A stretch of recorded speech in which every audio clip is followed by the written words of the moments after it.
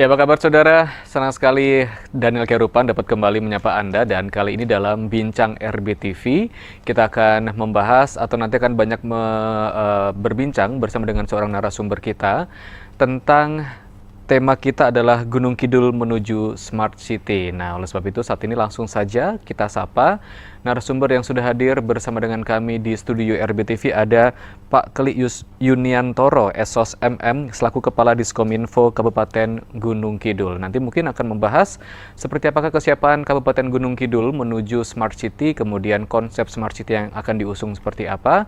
Langsung saja kita sapa. Selamat pagi Pak Keli, apa kabar? Selamat pagi, alhamdulillah. Baik, Sehat. Mas Danan, alhamdulillah. Alhamdulillah sehat selalu. Baik. Nah, ini Pak Keli, kita berbincang dengan sesuai dengan tema kita gitu ya, yaitu Gunung Kidul menuju Smart City. Nah, cukup banyak kota atau bahkan juga daerah di Indonesia sekarang sedang menggaungkan untuk menuju Smart City gitu. Tapi untuk konsepnya mungkin agak sedikit berbeda-beda gitu ya penerapannya. Kota Yogyakarta dengan Smart City-nya sendiri, kemudian Sleman, dan kali ini adalah Gunung Kidul.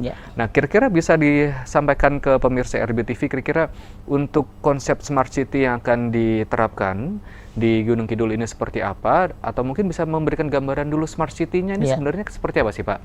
Karena mungkin juga banyak yang belum tahu ya pemirsa RBTV. Monggo Pak Keli. Ya, terima kasih Mas Daniel. Jadi Smart City itu ada sebuah framework sebenarnya dalam kita membuat sebuah program atau kegiatan di mana kita mencoba untuk mencari terobosan-terobosan baru. Inovasi-inovasi baru, bagaimana kemudian pelayanan masyarakat itu bisa kita tingkatkan. Jadi framework yang penting itu adalah seperti itu. Jangan sampai kemudian kita terjebak pada kebiasaan-kebiasaan yang sudah membudaya, tetapi itu dari mindset yang kurang benar. Sehingga kesannya birokrasi itu berbelit-belit, kesannya birokrasi itu mempersulit, dan sebagainya dan sebagainya. Oleh sebab itu Smart City adalah mendobrak ini semua. Kita cari inovasi-inovasi, terobosan yang bisa memberi layanan masyarakat itu secara lebih optimal kan begitu. Baik.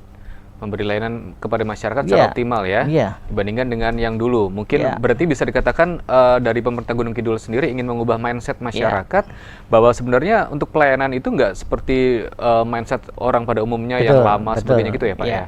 Oke, baik. Nah, kalau Smart City sendiri dari Gunung Kidul sudah memulai atau akan memulai di tahun 2020 ini? Jadi di Gunung Kidul sudah membuat tahapan-tahapan. Jadi kita sudah sesuaikan atau sesuai dengan era sekarang, di mana kita sudah mengenal industri 4.0 ya. Sebetulnya ada 6 teknologi pilar teknologi yang mau tidak mau harus kita gunakan. Yang pertama itu adalah Internet of Things atau IoT, kemudian Big Data Analytics, kemudian Broadband Infrastructure, kemudian ada Artificial Intelligence, kemudian ada Cloud, dan sebagainya. Itu harus kita gunakan, kita optimalkan.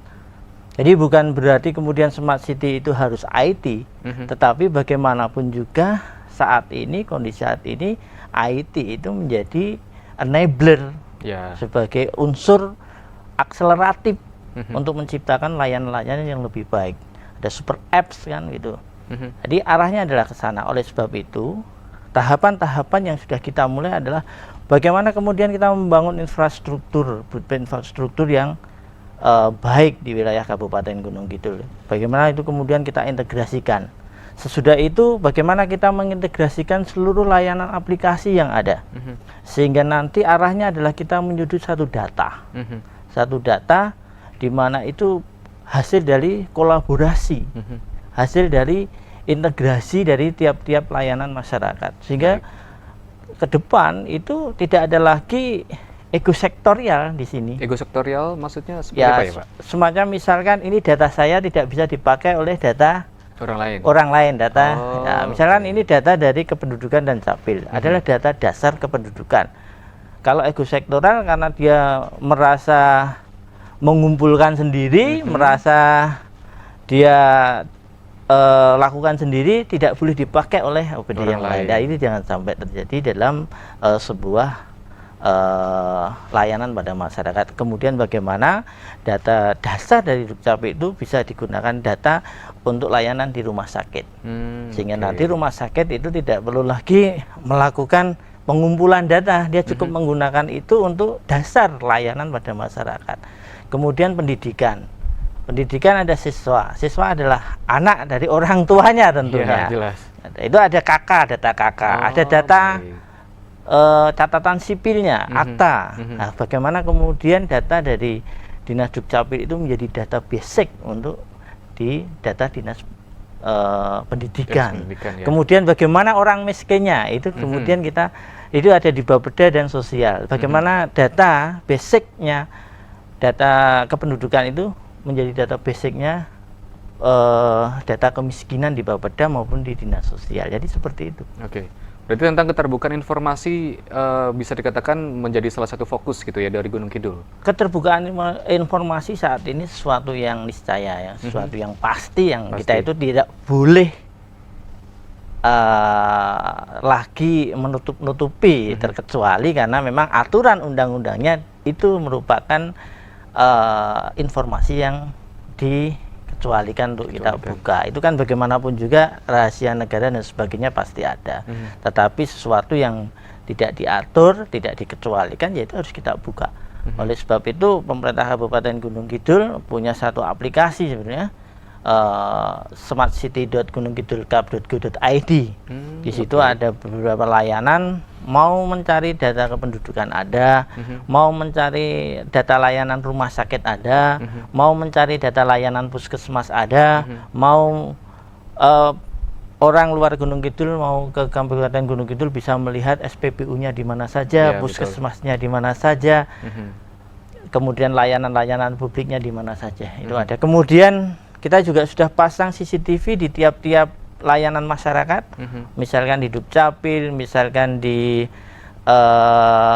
DPMPT atau Dinas Perizinan, itu bisa kita live-kan di aplikasi Smart City. Jadi orang bisa melihat kira-kira rumah sakit sekarang padat apa enggak ya, ketersediaan kamarnya berapa saat ini, itu sudah kita siapkan. Baik. Kemudian kalau melihat tadi bahwa Gunung Kidul ingin berupaya memberikan layanan maksimal gitu Pak ya, tentu juga tidak lepas gitu, tidak boleh lepas dari yang namanya ketersediaan jaringan teknologi dalam artian semacam wifi dan sebagainya. Nah, dari pemerintah kabupaten sendiri dalam mewujudkan atau menuju smart city, ini langkah-langkah apa saja Pak yang sudah dilakukan untuk memenuhi, karena kan sekarang juga masyarakat sangat membutuhkan yang namanya teknologi tersebut.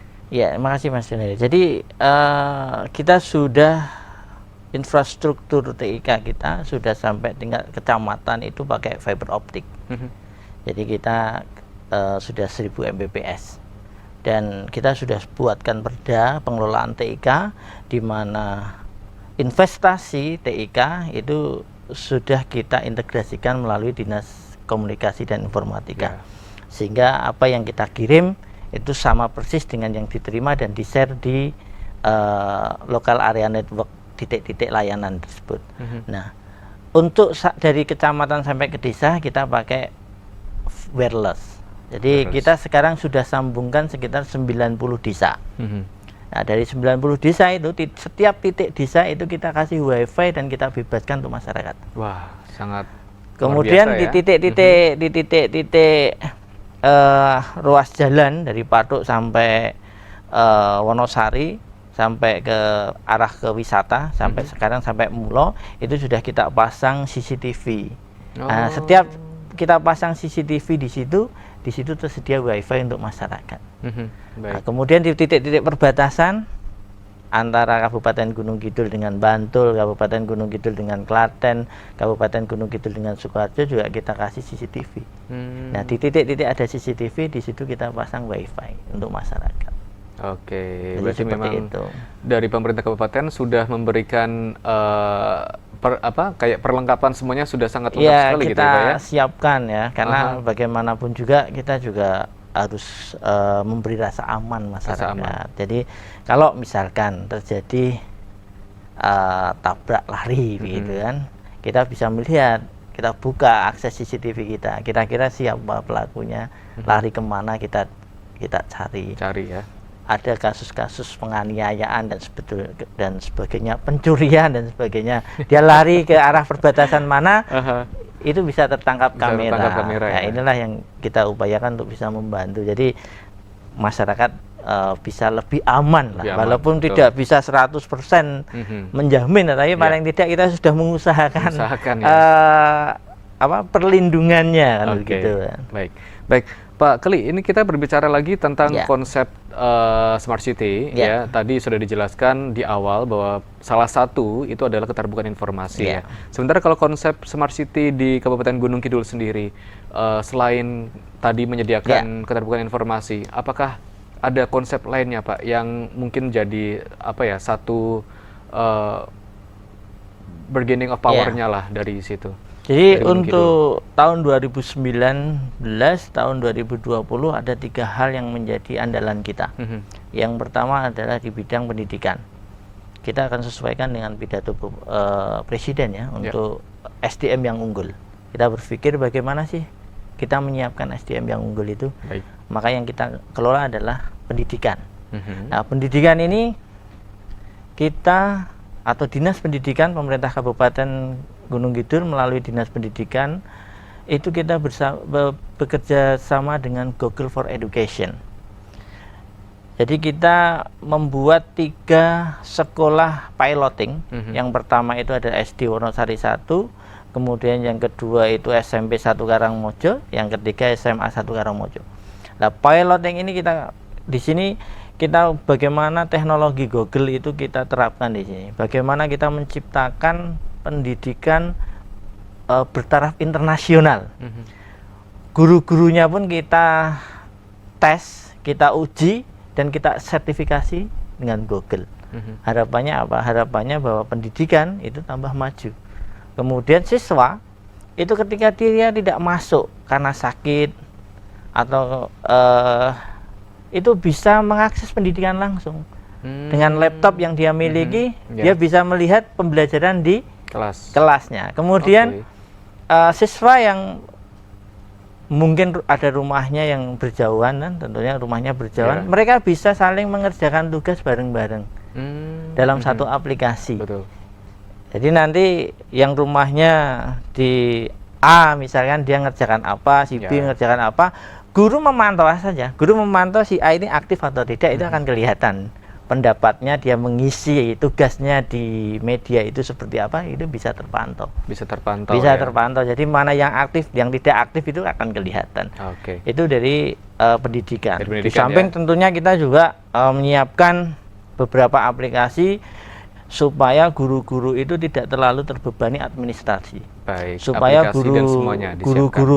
guru-guru itu ketika berhubungan dengan kepala dinas pendidikan itu tidak harus berkali-kali karena datang ke dinas tidak ketemu, datang ke dinas tidak ketemu. Ini kita siapkan aplikasi. Baik, Pak, bisa ditahan sebentar? Nanti kita lanjutkan usai jeda ya, Pak Klik ya. Dan kami akan kembali lagi untuk Anda. Pastikan masih bersama kami hanya di RBTV Jogja.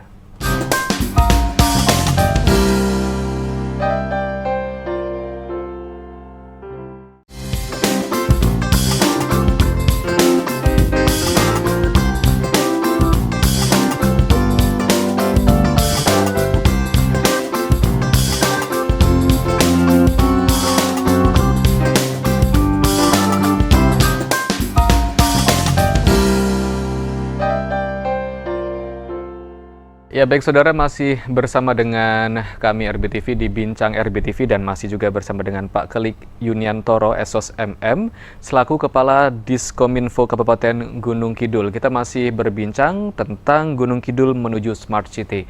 Tadi sudah dijelaskan banyak oleh Pak Klik mengenai tentang bagaimana awalnya harapan dari pemerintah Gunung Kidul menciptakan Smart City, kemudian ada 3 unggulan gitu Pak ya. Tapi tadi sepertinya 3 unggulannya belum dijelaskan keseluruhan karena kita harus jeda terlebih dahulu. Nah, bisa dilanjutkan Pak. Tadi yang pertama kan tentang bagaimana ketersediaan sistem informasi sebagainya. Monggo Pak. Jadi melanjutkan yang Dinas Pendidikan. Jadi tadi Kepala Dinas Pendidikan sudah kita fasilitasi dengan tanda tangan digital. Jadi kemanapun beliau berada, dia bisa membaca berkas-berkas melalui tabnya, melalui laptopnya, dan dia bisa lihat di situ untuk verifikasi, kemudian dia bisa tanda tangan di situ.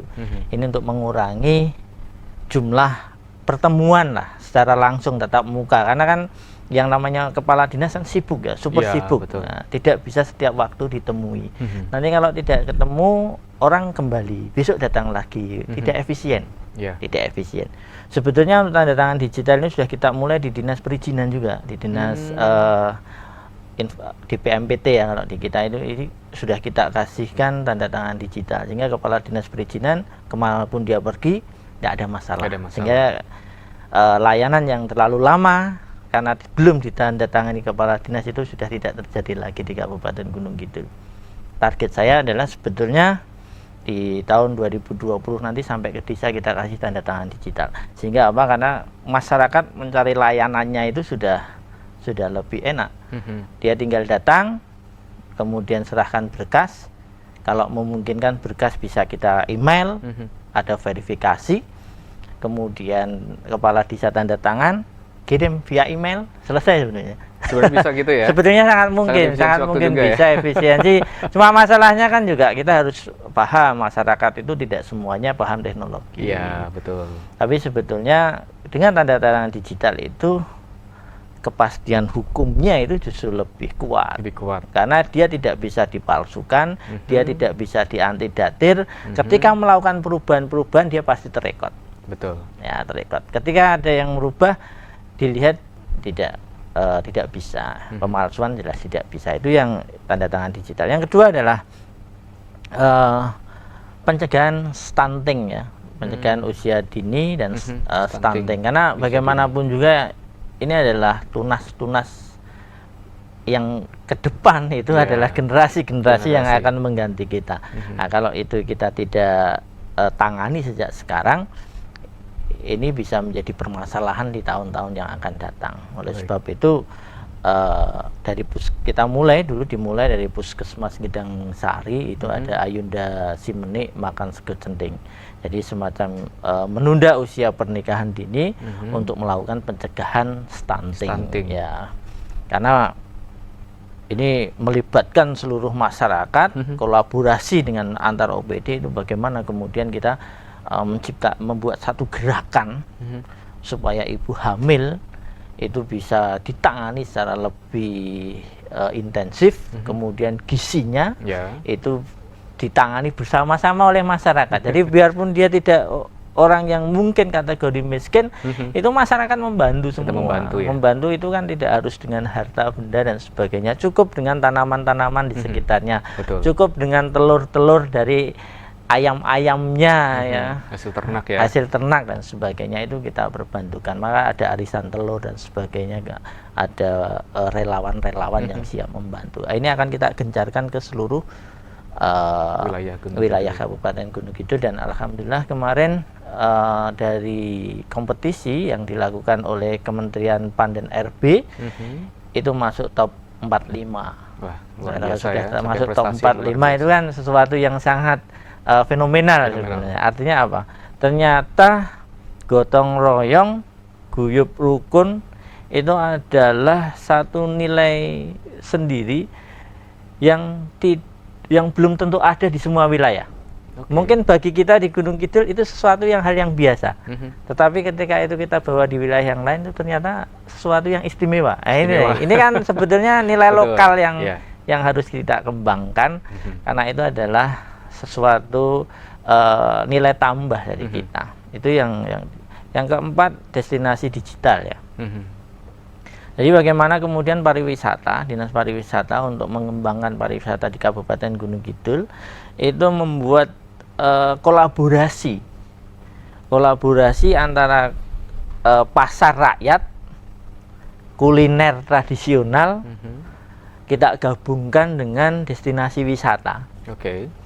Yang kemudian itu secara masif bersama-sama kita promosikan melalui media-media sosial. Nah, di situ kita ada tempat-tempat swafoto, ada permainan-permainan tradisional yang mungkin bagi kita biasa, tapi bagi masyarakat kota itu sesuatu yang unik, Betul, yang menyenangkan. Ya, menyenangkan. kita kan harus mencari sesuatu yang berbeda. Ya. Ya, mencari sesuatu yang berbeda. Nah, itu yang kita kembangkan. Sebelum nanti pada tahun 2021 itu sudah kita siapkan aplikasi secara khusus, itu Gunung Kidul Smart Tourism. Oh, Ya, baik. Gunung Kidul Smart Tourism.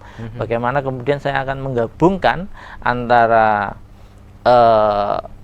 sebelum orang itu datang akan kita layani, kemudian ketika mereka datang akan kita layani, dan sesudah mereka pulang pun akan kita berikan, kita berikan semacam service? Experience itu. Oh, okay. Sesuatu pengalaman yang berbeda. Betul. Yang semua itu akan kita koneksikan dengan media-media sosial semacam Instagram, Twitter, kemudian Facebook. Nah, dari situ kemudian data-datanya akan kita coba untuk olah sebagai big data analitik tadi. Jadi smart Gunung Kidul Smart Tourism adalah arahnya ke sana. Baik. Untuk cangkupannya berarti berapa lama, Pak? Maksudnya tadi Pak Klik mengatakan bahwa ini sudah dimulai 2019 ya. Kemudian kalau dilihat tadi harapannya 2021.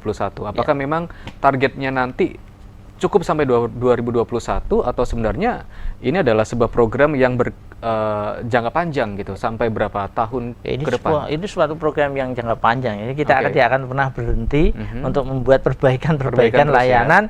Kemudian kita juga harus melihat perkembangan teknologi yang ada, karena bagaimanapun juga perkembangan teknologi itu luar biasa cepatnya. Mungkin sekarang 4G itu sesuatu yang sangat istimewa.